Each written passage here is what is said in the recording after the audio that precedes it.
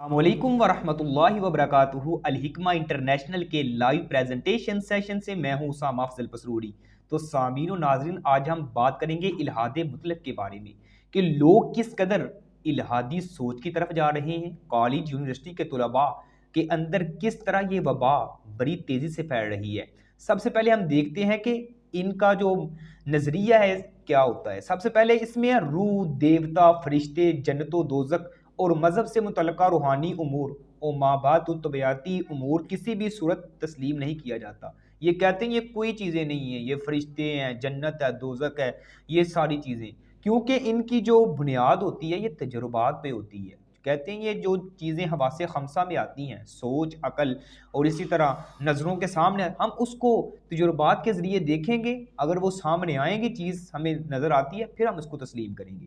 और ये अकीदा रखते हैं कि ये इंसान, कहते हैं ये अकीदा है इनका कि कायनात की तख्लीक खुद ब खुद है, इसका कोई खालिक नहीं है, कोई इसका क्रिएटर नहीं, ये तो खुद ब खुद निज़ाम चल रहा है और ये फितरी कवानीन के तहत चल रही है।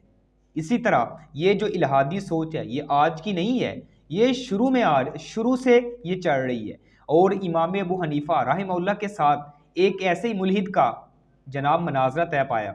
मनाजरे में ये तय पाया, उन्होंने साबित करना था ये कायनात का निज़ाम खुद ब खुद नहीं चल रहा, बल्कि इसको चलाने वाला, इसको बनाने वाला, इसका क्रिएटर जो है रब्बुल आलमीन की ज़ात है। जब मनाजरा तय पाया, वक़्त तय, डिसाइड हुआ, लोग जमा हो गए, जो मुल्हिद था वो स्टेज पे चला गया। इमाम में अबू हनीफा रहमहुल्लाह का इंतज़ार कर रहे हैं कि कब इमाम साहिब आएँ और दलाइल से लोगों को इस कायनात की हकीकत का और इसको बनाने वाले की हकीकत वाज़े करें। थोड़ा टाइम गुजर गया, वक़्त गुजरता गया, लोग इंतज़ार करते रहे, लेकिन आहिस्ता आहिस्ता अवाम बिखरना शुरू हो गई।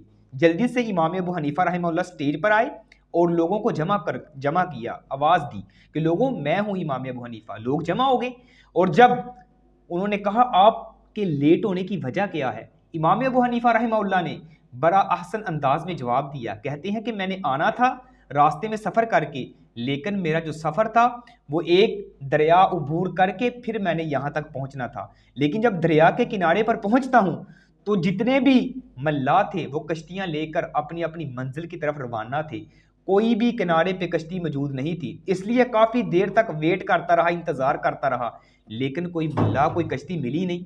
लेकिन क्या देखता हूँ, अचानक एक दरख्त जो है वो सामने खुद ब खुद मेरी आंखों के सामने कटता है, उसके फट्टे चीरे जाते हैं और वो खुद ब खुद तख्ते जो हैं कश्ती की सूरत इख्तियार करते हैं और कश्ती खुद ब खुद चल के मेरे पास आ जाती है। मैं उस पर सवार होता हूँ, सवार होके वो कश्ती जो है मुझे दूसरे किनारे पर पहुंचाती है। बस इसी वजह से लेट हो गई है। वो कहने लगा ये कैसे हो सकता है कि एक दरख्त खुद ब खुद कटे, उसके जो है वो फट्टे बने और वो फट्टे तख्ते जो हैं एक कश्ती की सूरत इख्तियार करे और खुद ब खुद जो है कश्ती चल के आपके पास आ जाए और आपको सवार करके दूसरे किनारे पर पहुंचा दे।